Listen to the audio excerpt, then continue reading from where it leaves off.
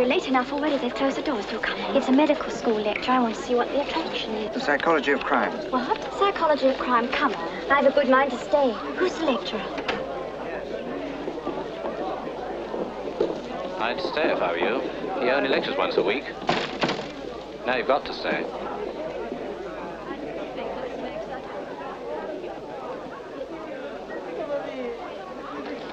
Up to this point in the present series of lectures, we've dealt exclusively with abnormal mentalities. I emphasize the fact that in civilized communities, 80% of our murderers and violent criminals were those whose minds had been conditioned by exceptional nervous stress and unhealthy environment. Last Friday, we dealt with the smaller group of strictly moronic criminals. And now we come to that much more interesting phenomenon, the sane criminal. The man who is prepared to pursue his own ethical convictions even to the point of murder. The man whose punishment is apt to weigh heavily on the conscience of society because his actions as likely as not have been inspired by just as great an integrity as those of the men who sit in judgment. At worst, he's an irresponsible opportunist. At the best, he's a man with a strong sense of justice, even a mystic. I propose to relate the case history of a murderer of this class. A perfectly sane, valuable member of society. You'd better give him a fictitious name. We'll give them all fictitious names, all the characters in this case. He was a surgeon. They called him Mr. Joyce. Mr. Michael Joyce. He was well thought of in the medical profession and had a house of his own in Harley Street. His marriage had been an unhappy one, and he'd lived apart from his wife for several years. Consequently, he threw all his energy and interest into his work. As a brain specialist, he operated in 3 London hospitals and had developed a technique which considerably reduced the mortality rate in this field. He was reserved in his personal relationships and had no close friends. His only relaxation was to sit at home and play the piano or go to an occasional concert. Otherwise, it was a life devoted solely to work. A life that by normal standards was unutterably lonely and empty. But he never recognized this himself until he met a woman called Emma Wright. When she first came into his consulting room, he hardly even noticed her. She was just an ordinary middle-class woman who happened to have a daughter who was going blind. Sit down, Mrs. Wright. And let's have a look at this head of yours. I gather it was an emergency operation after an air raid. Yes. Now the eyesight's affected. The eye specialist said there was nothing he could do. Can you see well enough to read? Not really. I have the eye specialist report. Early optic atrophy. This is a fairly serious condition, Mrs. Wright. Thing for us to do is to take her into hospital, make a thorough investigation so as to establish the exact cause. You wouldn't mind that, Anne, would you? Would you? Will it hurt? No. We'll take good care of you. Do you want her to go in right away? I think she should. Anne, come over here. Sit down. We don't want the atrophy to become too far advanced. And I'm just going to look into your eyes. You see those 2 figures on the mantelpiece? Keep your eye on them. My face will get in between, but don't look at me. The personality of the child's mother remained for the time being a matter of no great importance. But after the child had been submitted to a series of tests, and X-rays had proved that her trouble was due to a small foreign body lodged anteriorly to the optic chiasma, it became obvious that a fairly serious operation was necessary, and the relationship between these two became inevitably less remote. Will it be very dangerous, the operation? To her life? There's always a risk with a major operation. How great a risk? The mortality rate with this operation is 1%. And if you don't operate? She'd go blind. Oh, if only my husband were here, he'd know what to do. I hate to go ahead without him. We might consider putting it off for a short time if he's coming home soon. Not for several months, I'm afraid. In that case, I shouldn't advise it. Every week that we let it go, it gets progressively worse. I know. I know you're right, but you don't think she... I mean, she couldn't be among the 1%. In my mind, there's no question at all. I've met this problem before on many occasions, always with complete success. I wish you felt you could trust me. It isn't that. I'll do what you say. Well, I suggest we leave Anne here at the hospital. She's comfortable, and I'll operate as soon as it can be arranged. All right? All right. There's nothing to it, Anne. We give you something nice to make you go to sleep, and when you wake up again, it's all over. Then you'll be able to see properly again. Oh, Mummy, they want to cut my hair off. But, darling, it'll grow again. Oh, must I stay here, Mummy? Mr. Joyce will take great care of you. Oh, don't go, please, Mummy. How would you like your mother to stay with you till you go to sleep? Can't she stay with me until I wake up again? She can stay with you all the time if she likes. Oh, yes, please, Mummy. He says you can. All right, darling, I'll stay. I'll see you later, Anne. I won't be a minute.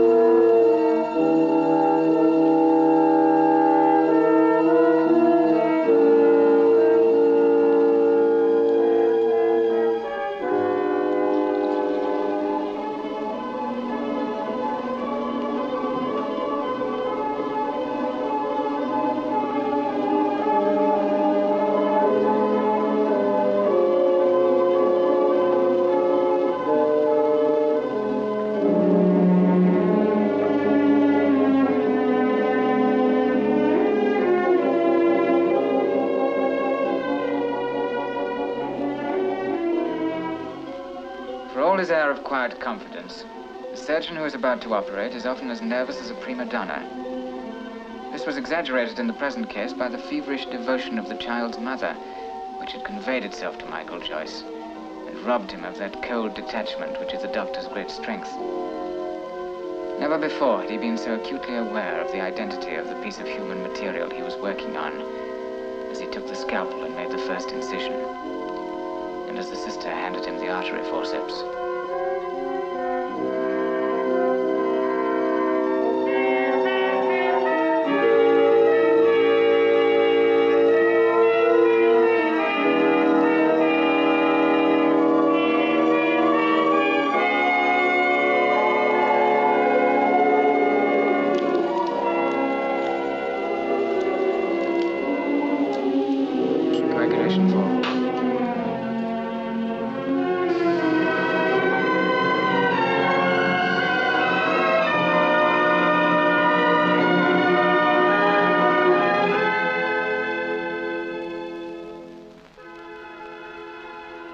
Complications at all.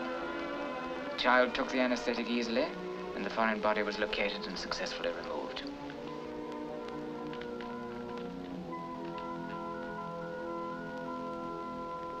The chief sufferer, of course, was the wretched woman who had been pacing up and down the waiting room for 2 hours. She broke down as soon as Michael Joyce came in and made his report, and only pulled herself together when she remembered rather guiltily the promise she'd made to Anne to stay with her throughout the operation. She was anxious to get back to her before she came out of the anesthetic. There was another woman in the room with her, whom she introduced as her sister-in-law, a Mrs. Catherine Howard, a rather overdressed young lady who seemed to have very little interest in Anne's welfare. They had to wait some weeks to find out whether the operation had actually succeeded in saving Anne's eyesight. Meanwhile, they shared the daily uncertainties and anxieties.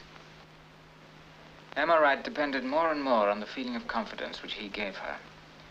And when it became obvious that Anne was on her way to recovery, she was tremendously grateful to him. A feeling which Michael Joyce did not mistake, But he knew that his own interest in her was greater than it should be. Without admitting it to himself, he began to dread the day when the job would be completed. The day of the final examination, after which Anne and her mother were to return to their home in the country. Anne and I went to the pictures last night. The first time for over a year. It was all coloured. Well, I don't suppose we shall see you again. I hope you will. I hope so, too. Not professionally, of course. The sun's come out, Mummy. We'll go to the park, shall we? Goodbye. Are you really going to the park? Yes, why? Do you mind if I go with you? Of course not. But oughtn't you to tell someone you're going out? I'll tell them when I get back. Then there can be no mistake about it. He should have said goodbye when their relationship came to its natural conclusion. But he couldn't bring himself to. She represented all the things that were so painfully lacking from a life devoted to textbooks and operating theaters. She was so simple and unaffected. She told him about Philip, her husband. How his work as a geologist had kept them apart for years at a time. And now he was going to give it up so that they could be together. She told him how they'd hoped for more children. Having only one, she'd become all the more nervous and possessive about Anne. They went on seeing each other and found they had the same tastes. They both liked music and fell into the habit of going to concerts together. Sometimes she'd come and play the piano at his house.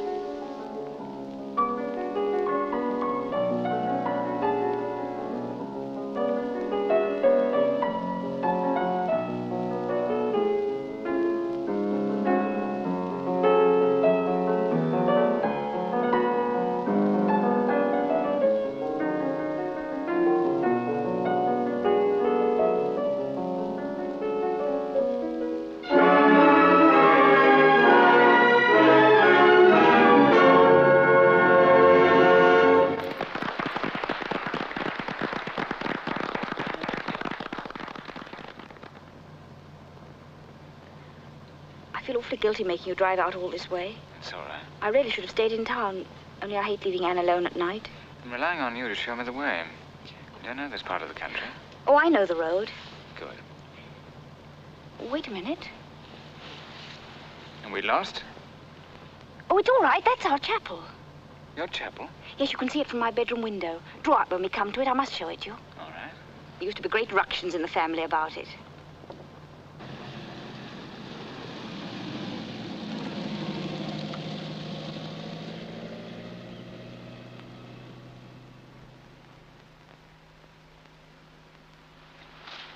When the wind's in our direction, you can hear them singing. I rather like it. The sound drifts across and, oh, I don't know. It's rather peaceful. Some people hate it. Kate was always trying to get Philip to sell the house. That was before she was married, of course. Then after she came back here, after her husband was killed, she started all over again. She says Clay always plays out of tune. Who's Clay? Our gardener. He plays the organ here. Kate thinks we ought to get rid of him because of it. Why, does it affect his gardening? Oh, no. It's just that Kate thinks that if he hadn't a job, he might go and live in another district, and then there wouldn't be anyone to play the organ. Who's Kate? My sister-in-law. You met her one day at the hospital. Did I? Don't you even remember the people you meet? I remember the important ones. The ones I want to remember. That's our house up there. There's something I've been wanting to ask you all the evening. Yes? It's just, are you divorced? No. Diana doesn't want a divorce. Why do you ask? Oh, no reason. I just wondered. We ought to be going. It must be awfully late.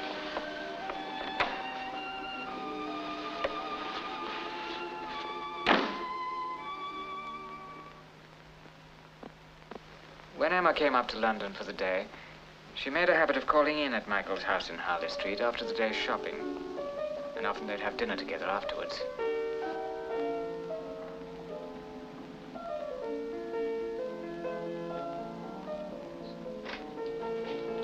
Hello. Hello. Sorry I had to keep you waiting. I got messed up with my appointments this afternoon. It doesn't matter. Come and listen. What is it? It's a record Anne's made. It almost sounds as though she were a real pianist. I'm trying to think what this is. Madam, will you walk? It's good. Is that really Anne? Of course it is. Quite a professional job. Shh. Oh, dash. I'll go back. That was a mistake. She always goes wrong there. But we're going to have another one made without any mistakes. I'm frightfully sorry. She can play it, really. This is where she goes wrong.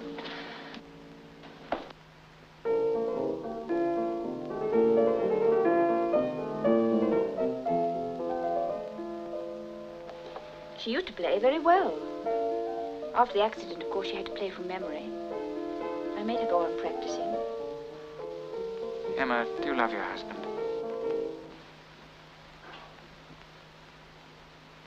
Well, do you? I don't know how to answer that question. But you know why I asked. Yes. Oh, Michael, I don't know what to say. Philip and I have been together for so long. I love you, Emma. You shouldn't have told me. If we'd kept quiet about it, we might have gone on seeing each other. It wouldn't have worked. I suppose not. I wanted you to know. I did know, Michael.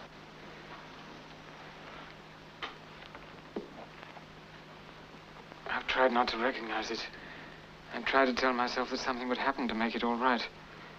Though I knew nothing could. It can never be all right.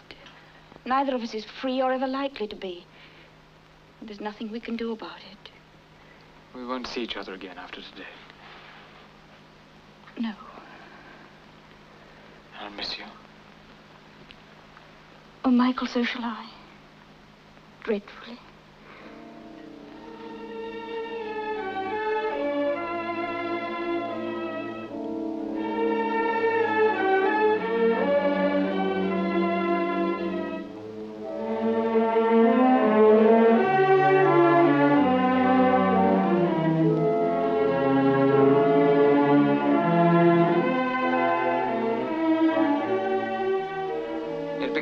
More difficult for them to end their association, though neither was happy about it. Emma's husband was giving up the work he liked so as to be with her, and she was torn between her loyalty towards him and her love for Michael Joyce. Finally, she decided to write to her husband and explain what had happened, and to ask him to release her.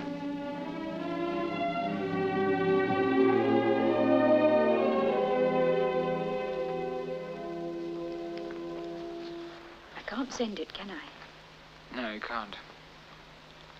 It would be too unfair. It's Anne I'm thinking of course. Yes, well, there's your answer. Certainly wouldn't be fair to her.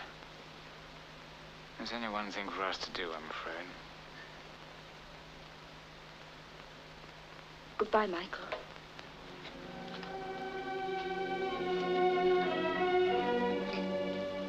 No, don't come near me. We must never see each other again.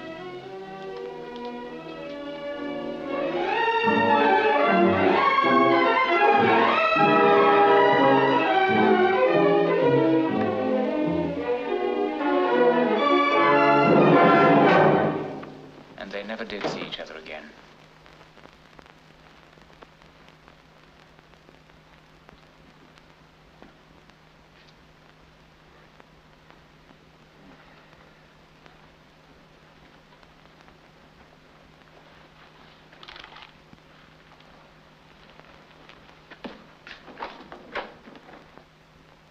Good morning, Mr. Joyce.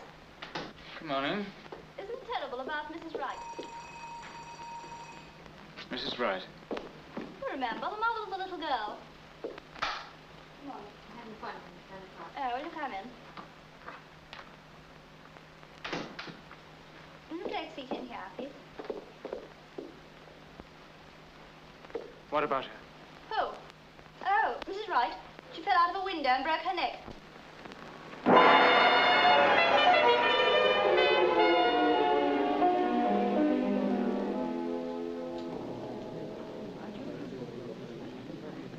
It was established at the inquest that the fatal fall took place at about 6 o'clock in the evening. The only other people in the house at the time were the child, Anne, and a housemaid, who testified that earlier in the afternoon, Mrs. Catherine Howard had visited the house. Did you see Mrs. Howard leave? Yes, sir. I saw her get into a car and drive away. At about what time?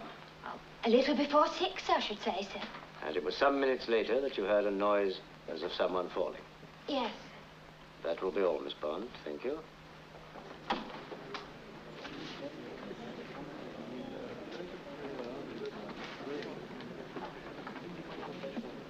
Repeat after me. I swear by Almighty God. I swear by Almighty God. That I will speak the truth. That I will speak the truth. The whole truth. The whole truth. And nothing but the truth. Nothing but the truth. You are Mrs. Catherine Howard. Yes. And your address is? I live at the Arcadia Hotel. Yes. And what was your relationship to the deceased? She was my sister-in-law. She was married to my brother Philip. When did you last see Mrs. Wright alive? About 6 o'clock on the evening of the accident. I was with her for about an hour. You had an engagement with her? Well, not exactly an engagement, but she knew that I might stop by. Was she actually expecting you to stop by? Well, she wasn't exactly expecting me, but since my husband was killed, I've been in the habit of popping in and out whenever I was nearby. What happened when you arrived? Nothing. Did you talk? Yes, we chatted for a while. About anything in particular? No, just talk. Did she seem worried? On the contrary, she was very cheerful. She was looking forward to her husband coming home. Had she been suffering from ill health? Not at all. Then there was nothing in her manner to suggest that anything was wrong. Certainly not. Oh, but she did have a great fear of heights. She had a great fear of heights. Do you mean that she mentioned it on this particular afternoon? Well, no. Why did you mention it just now? Well, it seemed to me the only possible explanation for her falling out of the window. I see. What was Mrs. Wright doing when you left her? She was in her room. I think she was going to turn out her stocking drawer. Thank you, Mrs. Howard. That will be all.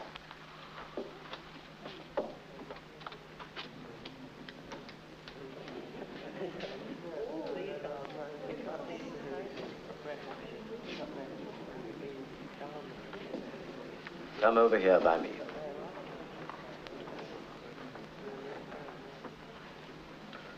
Now, Anne, you understand what is meant by telling the truth, don't you? Yes. It's very important that you do, because I'm going to ask you a few questions, and I want you to answer them truthfully. Tell me, when did you last see your mother? It was a little while before I went to bed. Where was your mother? In her room. Did you go in and talk to her? I went to say good night.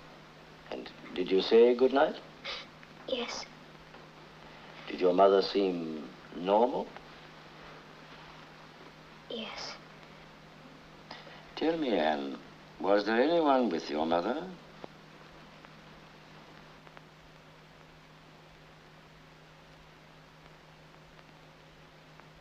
No. Nothing happened that seemed unusual to you? No. Thank you. That will be all.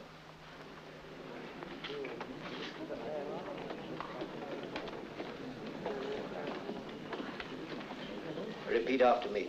I swear by Almighty God. I swear by Almighty God. That I will speak the truth. That I will speak the truth. The whole truth. The whole truth. And nothing but the truth. And nothing but the truth. Dr. Reynolds, is your name William Gaunt Reynolds? Do you practice in Downborough? Were you called in this case? Yes. What time did you get there? About 6:30 in the evening.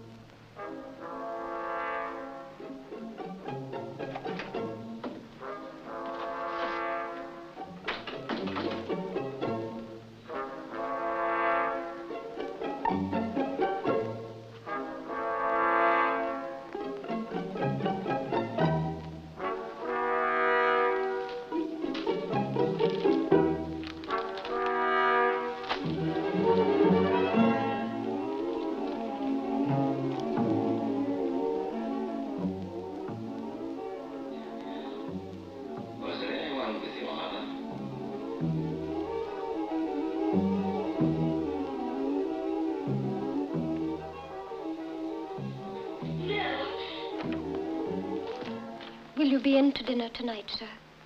No, no, I've got to go out. Very good, sir. Captain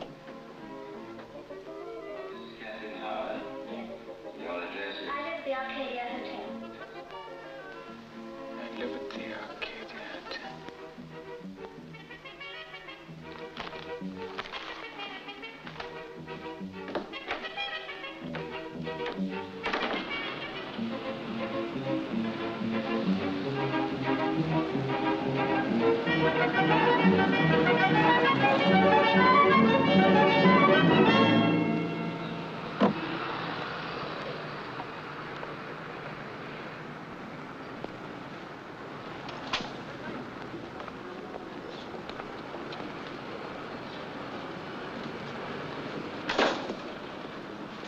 Mrs. Catherine Howard in? The party's in Mrs. Deaver's suite, room 29.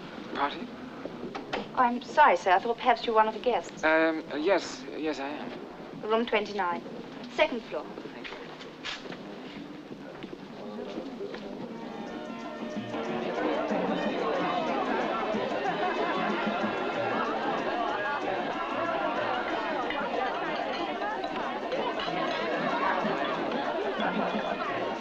Thank you.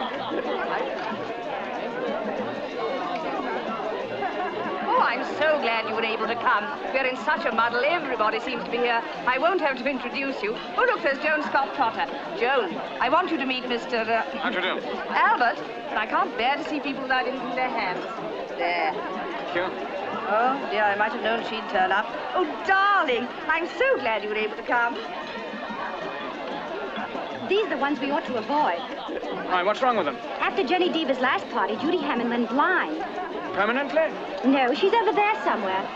Why, there's Kate Howard, and on the day of the inquest. How'd she do it? Put this down for me somewhere, will you? Yes.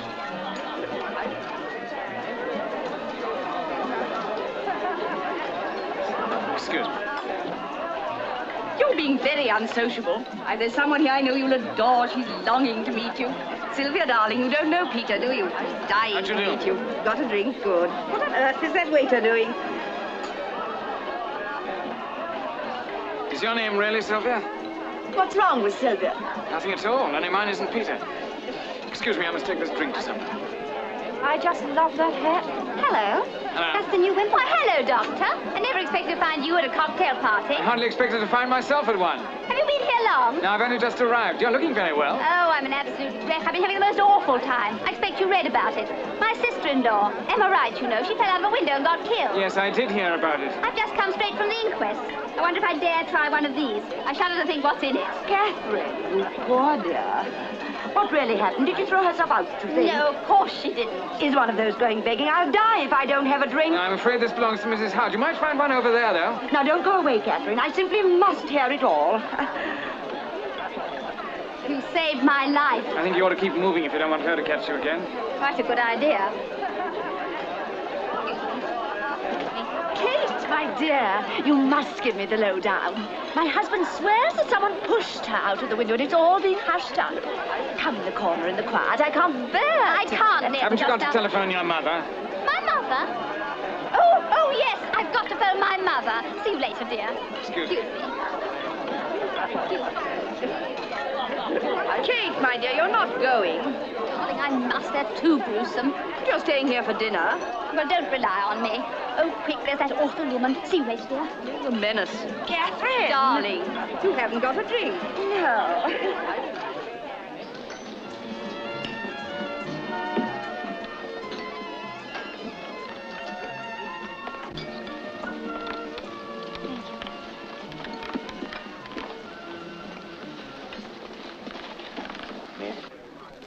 Thank you.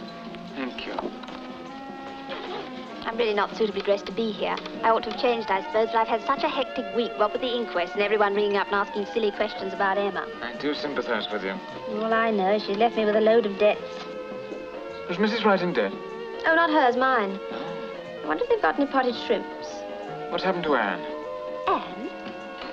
How do you know Anne? I operated on her. Why, yes, of course, so you did. How silly of me. You know, I think I had one too many at that party. I almost forgot for the moment who you were. Well, what has happened to her? Oh, she's gone to Portsmouth. Emma's mother has a house down there. There's a dreary old miser, if ever there was one.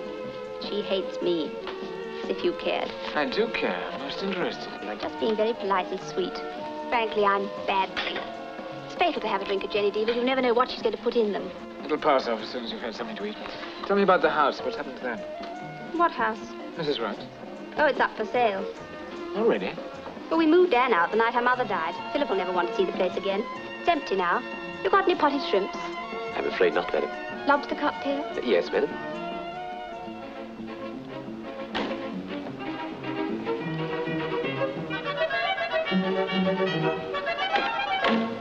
Would it be very forward of me to hope that I shall see you again? If you'd held your breath a moment longer, I should have suggested it myself. Well? Well, you free tomorrow evening? I'll see that I am. All right. Same place? 6 o'clock? In the bar? Wonderful. Good. Good night. Good night.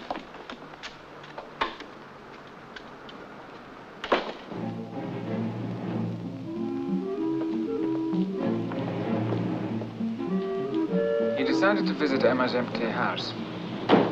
He'd never been inside her home, and he felt that if he could see it, he might in some way find an answer to the problem of Emma's death. He looked around the grounds and tried to find some way of getting into the house. But there were no windows unlatched, and the place seemed to be completely deserted, so he had to break in.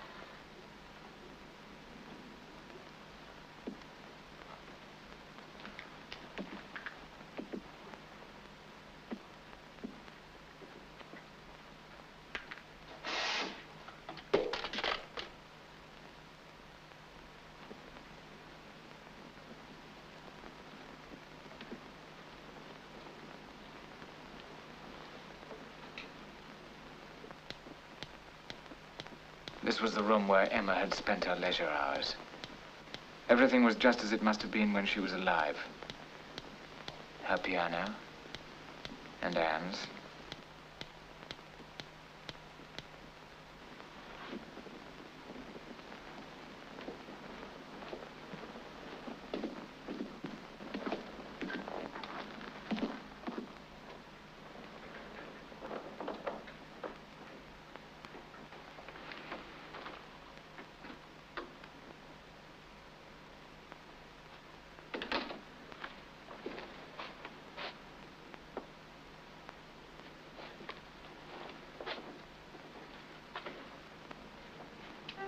He knew he was in Emma's room as soon as he opened the door. There was still the faint smell of her perfume.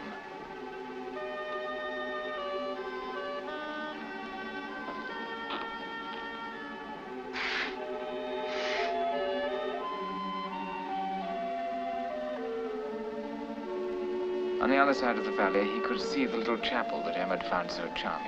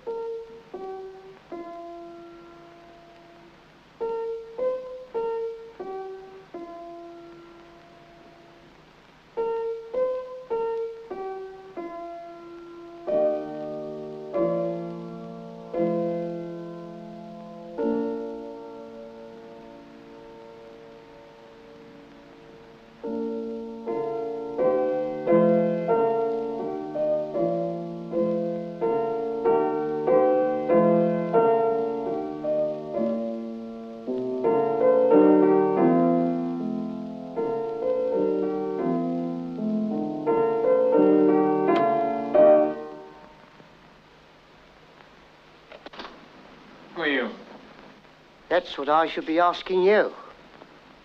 I didn't know there was anyone here. No doubt you didn't. But that's no excuse for breaking into other people's houses in the middle of the night. You can be had up for this. Yes, I suppose I can. Are you looking after this place? I'm the caretaker. Did you take anything that doesn't belong to you? No, certainly not. It's rather difficult to explain. It's just that you haven't got a piano of your own, I suppose. It's all right, I believe you. No sensible burglar's going to start practicing the piano while he's on the job. Did you know the lady who owned this house? Know her? Why, I worked for her for 10 years. I looked after the garden.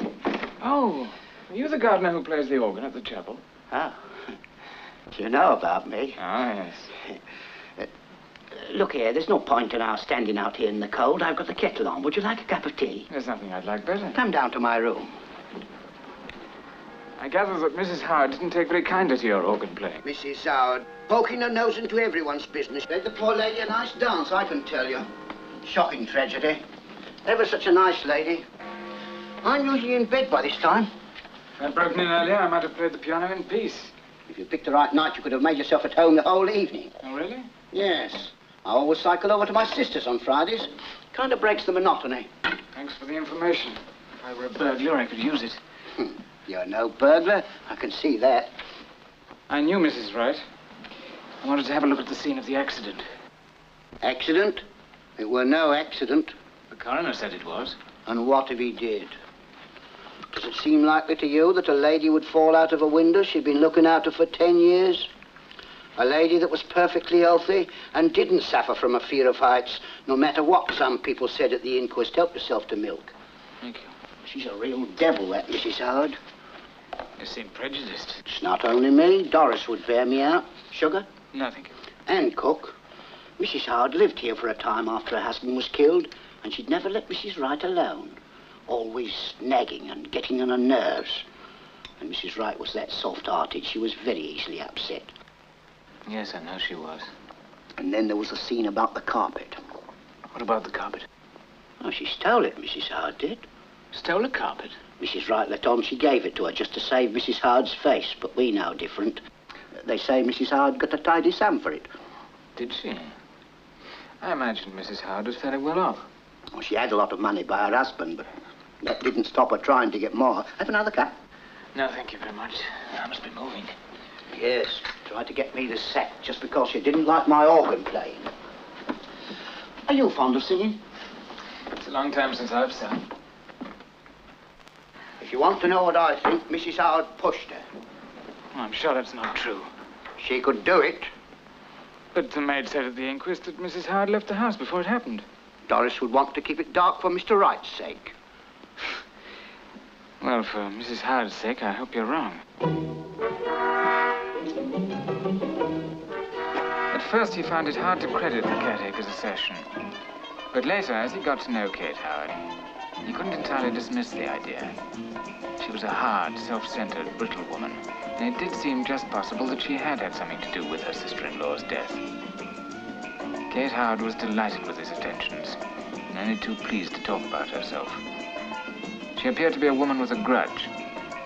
First of all, when she had wanted to be a singer, her parents had refused to pay for her training. Her husband had been equally uncooperative. From the way she spoke of him, one would have thought that he'd chosen to die young solely in order to keep her short of money. And then there was her brother, Philip. She'd always resented the fact that he had the lion's share of her family's money. There were so many things she'd have liked to do with her life, she kept telling him. He tried to draw her out on the subject of Emma Wright, but here she was much more reticent. However, she did finally come out with an interesting statement. Emma had a lover. Oh, but that's not true. That surprises you, I suppose. How did you know? She told me. Did she tell you who the man was? No. I suppose I shouldn't have talked about her now that she's dead. Still, you asked, and now you know why I say that Anne will be better off without her. Where's Anne going to live? With me. With you? Oh, don't look so shocked. I can't exactly picture you looking after a child. Oh, don't be so sure of that. I'm full of unfulfilled maternal instincts. Are you? No. I've arranged for her to go to boarding school. I don't expect to hear of her again till the summer holidays. Come and sit down over here. You're such a long way away. her father satisfied with this arrangement? Oh, yes, he cabled me to make a home for her. In due course, sending her to school, making a home. Now, don't you start on me. I've had quite enough trouble from Anne. She wants to be allowed to stay on with Emma's mother. Philip wants her to be brought up by someone younger, hence me. I see. When does she start her school? Monday. I've got her coming to town tomorrow to get her teeth fixed before she goes. It's a sickening responsibility, still it can't be helped. I presume your trouble will not go entirely unrewarded. Oh, no. Philip's making me an allowance to take care of her. I shouldn't have taken it on otherwise. Still, it's an awful nuisance. Poor little Anne.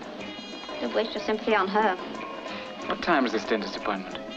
Why are you so interested? I was just thinking that you'd be free while she's there. So? If I were free at the same time, we might meet.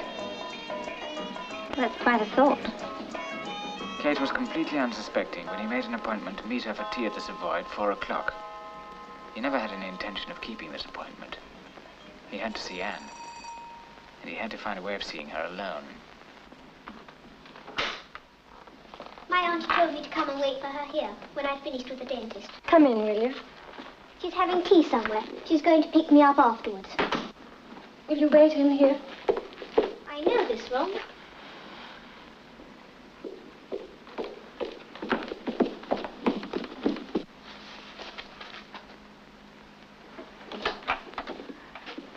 Hello, Anne. Hello.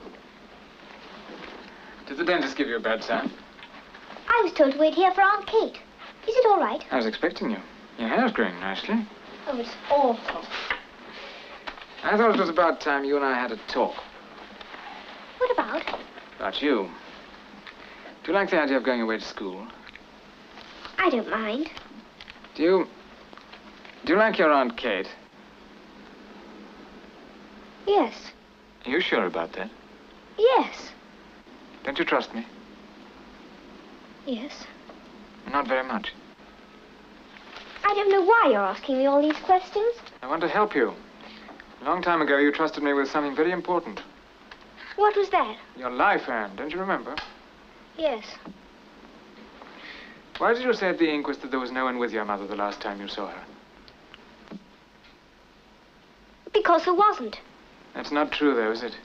Oh, I don't know what you want me to say. Your Aunt Kate was with her, wasn't she? Oh, leave me alone, please. What happened between Kate and your mother before the accident? It wasn't an accident. It was just the same as if I pushed her. You? It was my fault. How could it have been? I know it was. I sided against Mummy. I don't care what happens to me anymore. What did you do, Anne? You must tell me. I can't. You must. It's important. She made me promise not to. She said they'll send me to prison if they find out. Kate said that? Yes. Well, she'd no right to say it. No one can send you to prison if you tell the truth. What happened, Anne? You've got to tell me.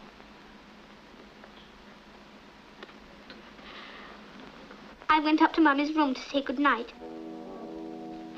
I'd been playing in the garden since tea time. I knew Aunt Kate was with Mummy, and as I reached the top of the stairs, Aunt Kate was coming out of Mummy's room. She was angry, and she talked in a very quiet voice to me. She said she had something very important to tell me. Then she started. She said the most horrible things about Mummy and some man. There was going to be a divorce, she said, and I'd have to give evidence against Mummy. I'd have to tell them in court for Daddy's sake all the awful things Mummy had done. I suppose Mummy must have been listening all the time, because suddenly she told Aunt Kate to get out of the house. But she wouldn't go. Mummy told me to come to her room with her, but I wouldn't. I don't know why.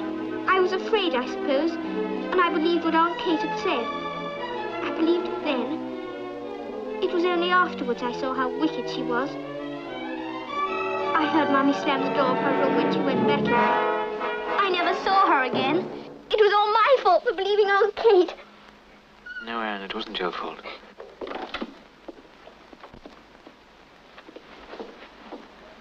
What in the world happened to you? I'm afraid I couldn't make it. I can see that. Where have you been? I got held up.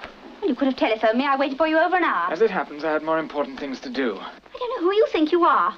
I'm not in the habit of paying for my own tea. Come along, Anne.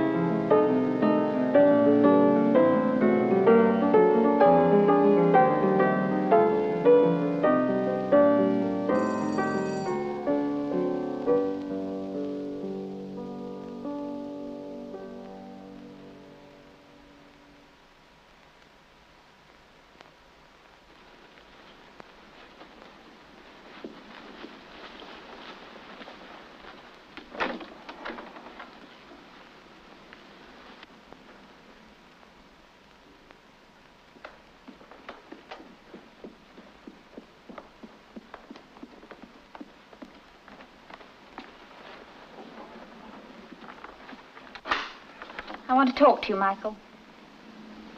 It's very late. It won't take long.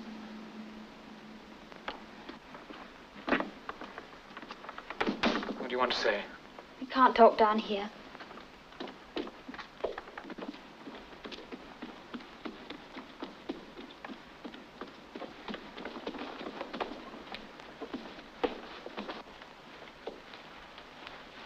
I realize it was very silly of me to be so annoyed with you this afternoon. I suppose you were working and couldn't help it.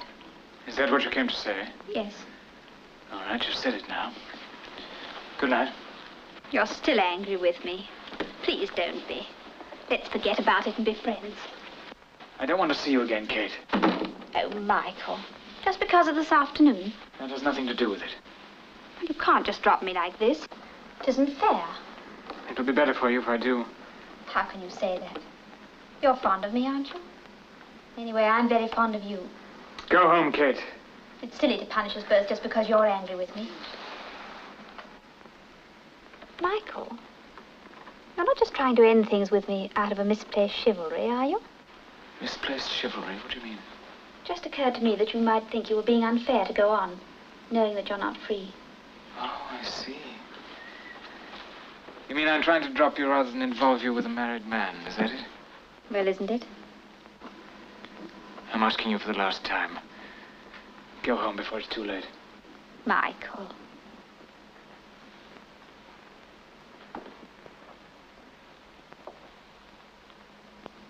I don't care about a lot of silly conventions. I want to be with you under any circumstances. Do you, Kate? Very well, you shall be.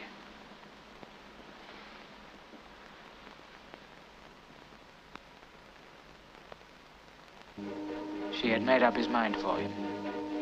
That was the end for Kate. He now began to make his plans for the revenge he'd thought of for so long. He arranged for his junior to take over his patients and established at the hospital that there was a possibility that he might not be available for the coming fortnight. He wanted to be prepared for every emergency.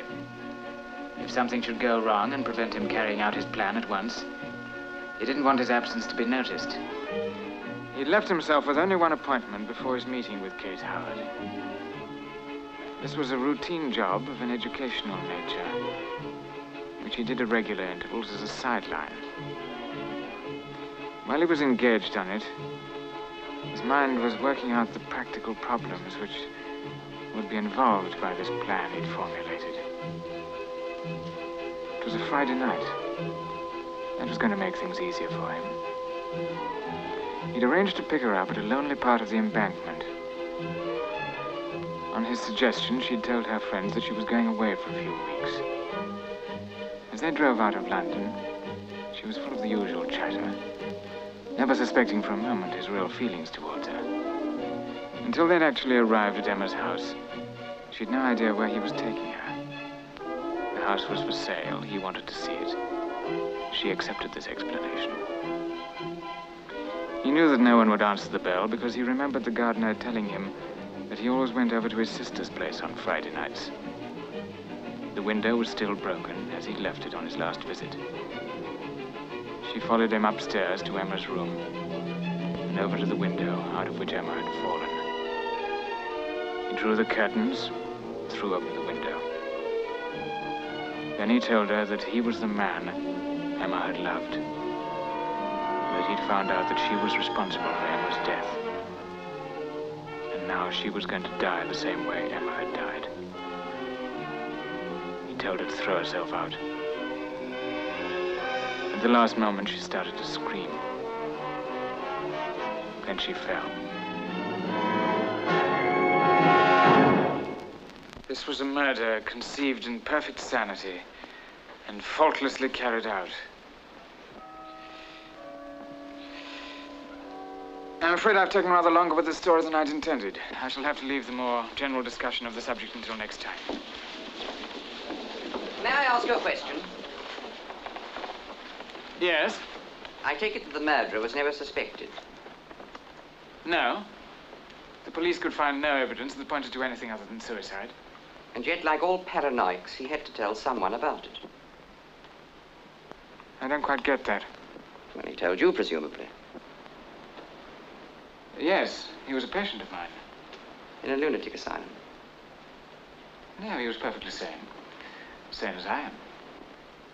You didn't mind my asking. Not at all. It was a good question.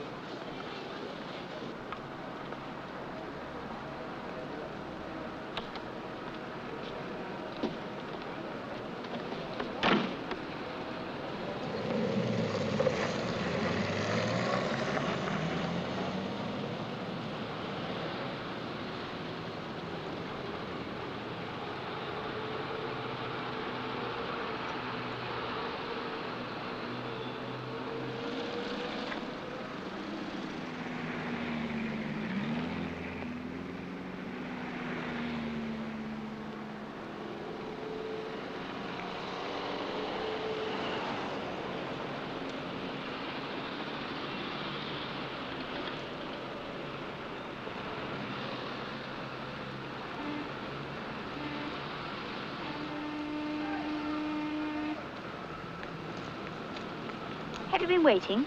I'll take that.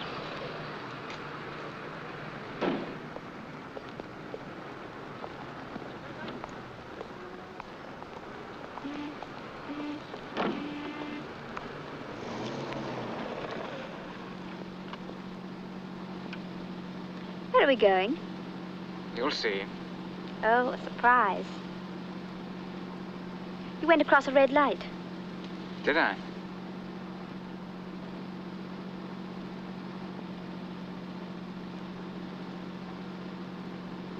You hate women who make up in public.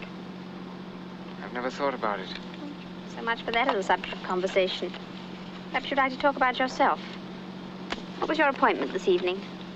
I was giving a lecture on criminology. Well, what have you got to say on that subject? I told a story about a man who killed a woman for revenge. He was carrying things a bit far. Mad, I suppose. No, he was perfectly sane. Oh, no, they always have a kink somewhere, those people who do violent things. Take my sister-in-law, for example. How does she come into the argument? She must have been a bit mad to do a thing like that. Like what? Committing suicide. What makes you say it was suicide? It was an accident. What's the matter? I thought for a moment that was that awful chapel near her house. We're going to her house. Whatever for? You said it was up for sale, didn't you? Well, so it is. I might buy it. Well, what a time to choose to go look over a house. You must be demented.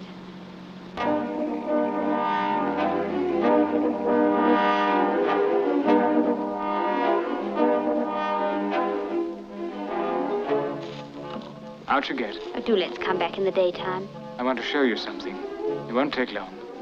Oh, all right.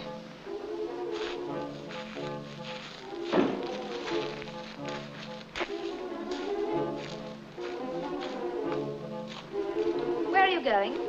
I'm looking to see if any of these windows are open. That's not necessary. The gardener should be here. He's taking care of the place till it's sold.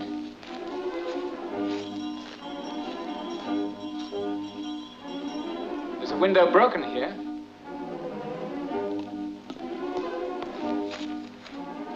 You're not serious. Certainly I am. Oh, well, anything to oblige a criminologist. Just a minute while I turn on a light. No, don't do that. It'll spoil the atmosphere. Well, which part of the house do you want to see first? Upstairs. I'd better lead the way. I know the place. Can't imagine anyone ever wanting to live here.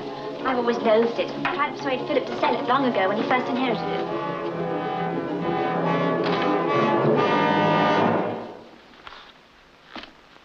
This was her room. That's right. How did you know? I've been here before. When? What really gave you the idea that she had a lover? She told me so. Now tell me the truth. All right.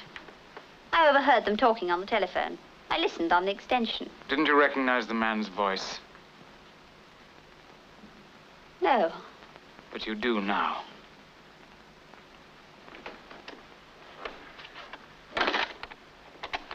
You evidently thought you were safe. That when she was dead, that was the end of the matter. Did you really imagine that I'd accept her death without making every effort to find out how it happened?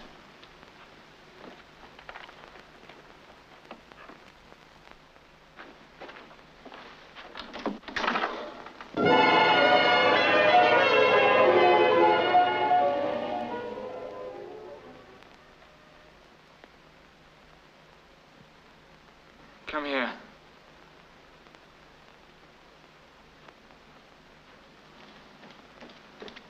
That's where she fell, isn't it? I don't know. I wasn't here. You tried to get money out of her because you thought she was being unfaithful. And when that was no good, you poisoned the child's mind against her. You might just as well have killed her yourself. You're just as guilty this way.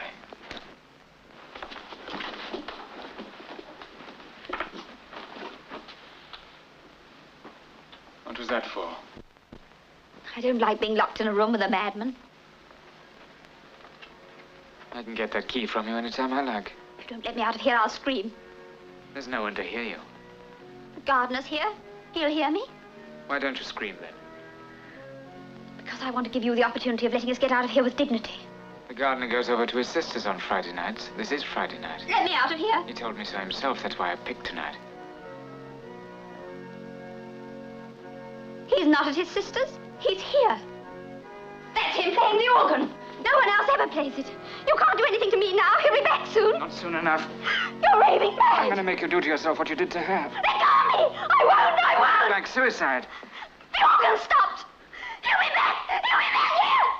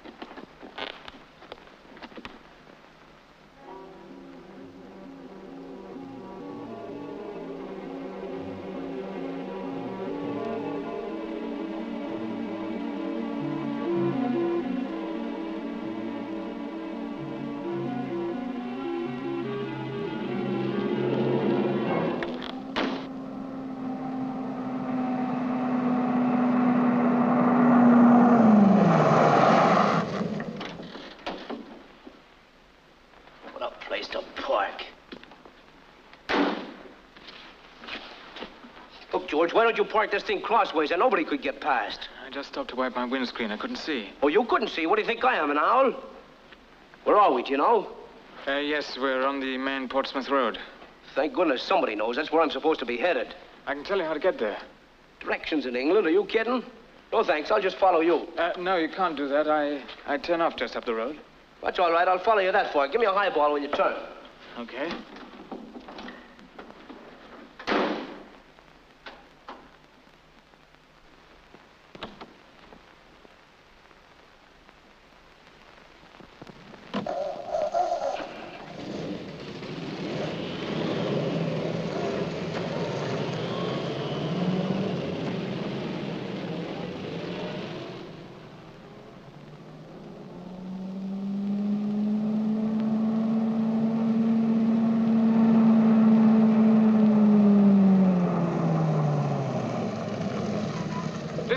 Turn off. You go straight ahead. You can't miss it. All right, thanks, Mike.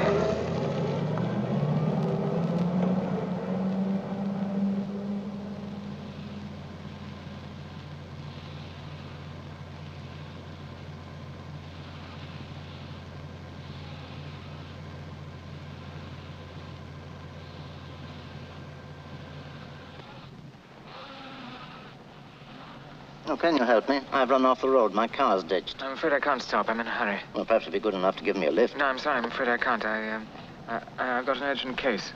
You a doctor? Yes. Well, this is luck. My name's Farrell. I've a practice here. There's a kid up the road badly injured. I've just been to telephone for an ambulance. I have to get back to her. Where are you making for? Up this way. Oh. Well, I better leave the car where it is and hop in with you.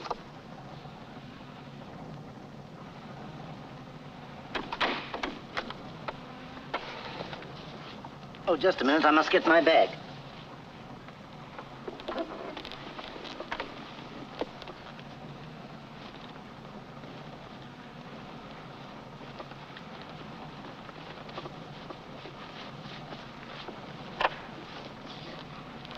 No, put it on the floor.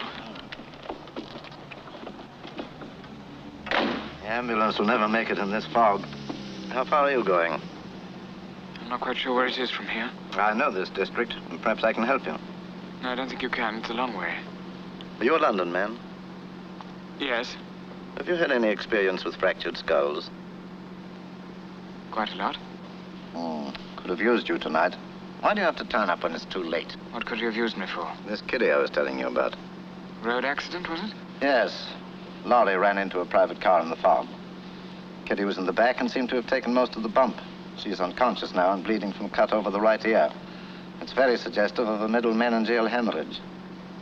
Did she regain consciousness at all? Yes, she did for a time and seemed pretty well. That's what gave me a clue. Probably right. Fog seems to be lifting a bit. Yes, here's the turning. We're almost there. Well, at least I can be in at the death. I don't think I should jump to conclusions. I've seen extraordinary recoveries from head injuries. Well, I guess we've all seen extraordinary things happen, but I never expect them. And I certainly don't care one way or the other. I always thought I cared very much. I never liked losing a patient. Well, that's the sort of sentimentality you get over when you've killed as many patients as I have. I don't think so. I've always resented the fact that one can't choose. Can't choose what? Which patients to kill. Then, as a doctor, you must be in a constant state of frustration. In your case, let's say, vanity is involved, not sentimentality. But whatever it is, it's just as bad. Man doesn't have any generous feelings. He only thinks he has. Selfishness, habit, and hard cash. Those are his real motives. Looked at from that angle, life can hardly be worth living. It isn't, but I've done my share of enjoying it. Just up here. Now for another scene with the mother. Why did it have to be my daughter and all that? What's your answer to that one? Better your daughter than mine, madam, I'd say if I were honest. How old is this girl? Oh, just a child, about 12. 12? Have you any children? No. Here we are. Stop.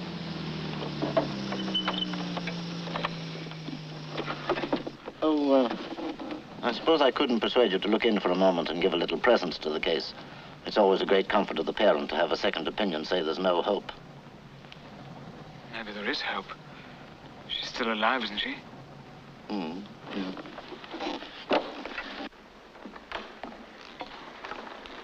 Is this where they are? Yes, good evening, Ma. Oh, good evening, Dr. Farrell. Terrible night, sir. Yes, isn't it? Nice mess they made of that car.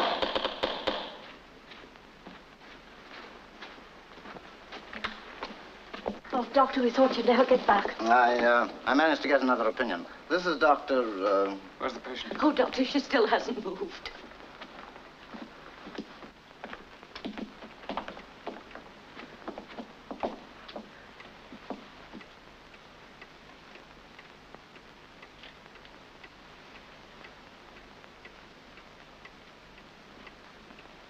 You got a torch? Ah, thank you.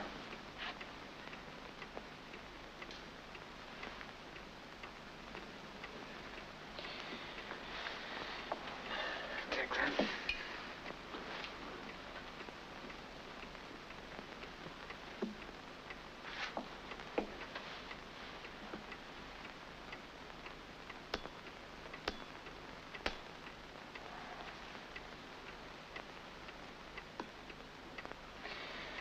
Yes, you're quite right. She's bleeding from the middle meningeal. Will she be all right?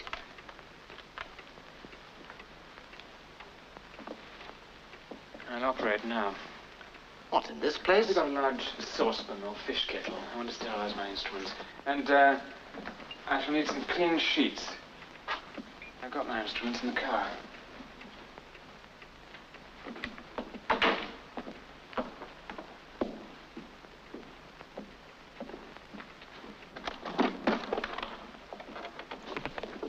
It's not worth taking a chance. If she dies during the operation, there'll be an inquiry. And you never know how those things are going to turn out. Nobody's going to take a chance. That child's going to die in half an hour. There's no good pretending we can get her to hospital in that time. It's up to us to try and relieve the pressure before it happens. Maybe I can secure an artery. At least I can do a decompression and give you time to get her to hospital. Well, that's a job for a specialist. I wouldn't touch it. It'll be all right.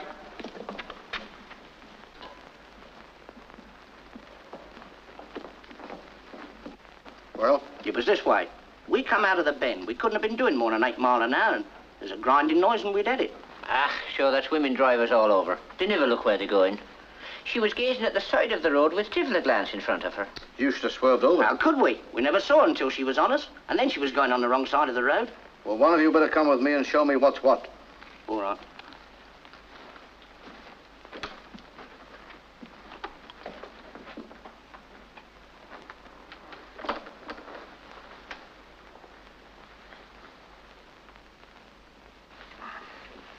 Fix that onto the tube.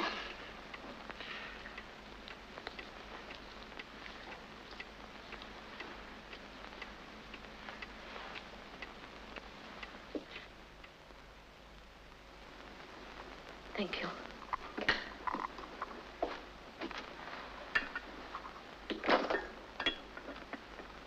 There'll be an inquest. Well, let's if... There's no use thinking about that now. After all, it wasn't your fault. I had a clean license.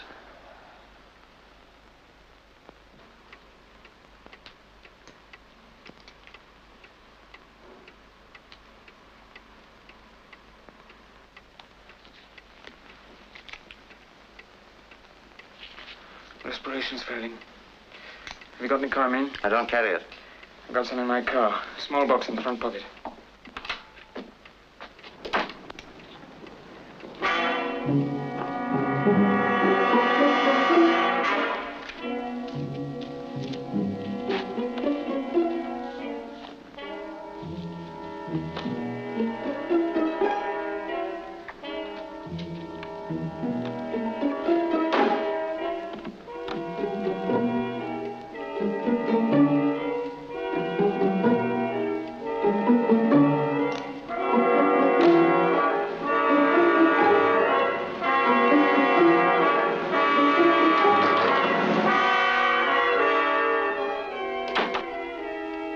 It wasn't in the front, but I found it.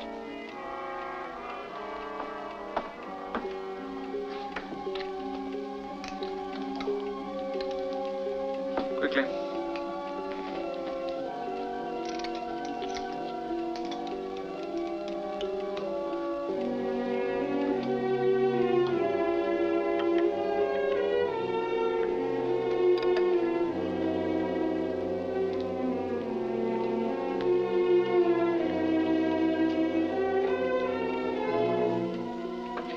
Throw Rosamund into this.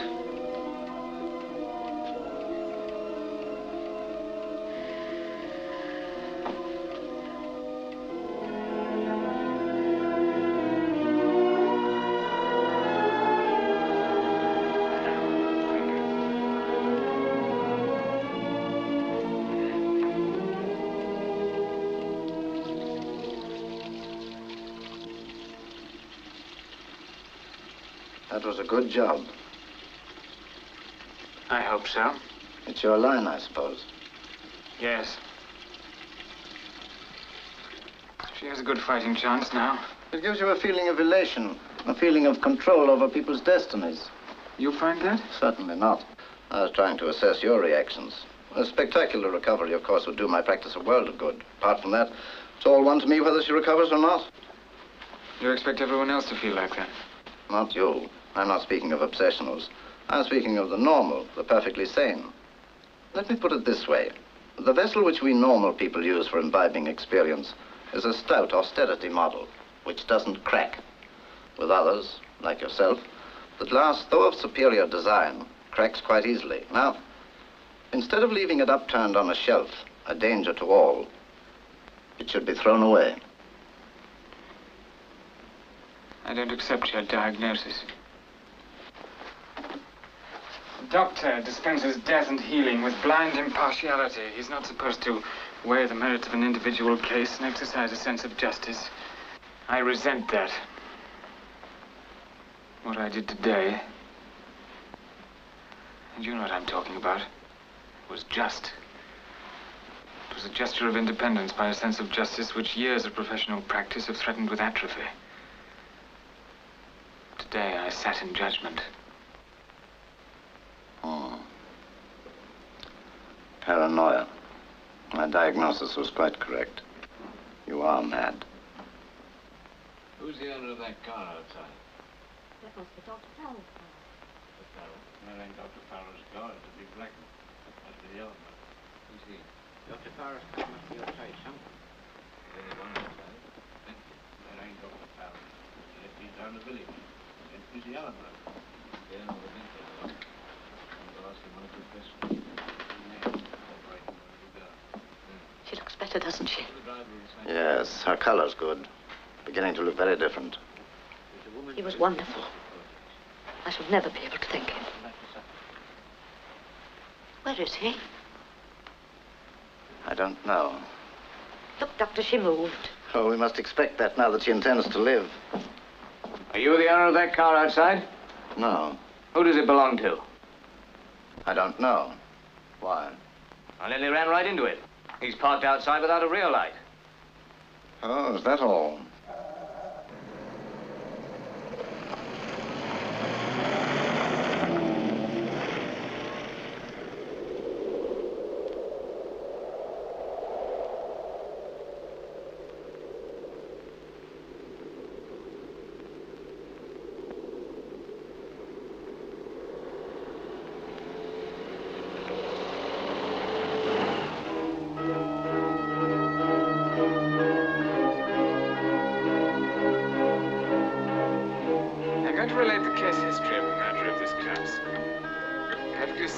Valuable member of society. And you ain't like those paranoids. You tell someone about it.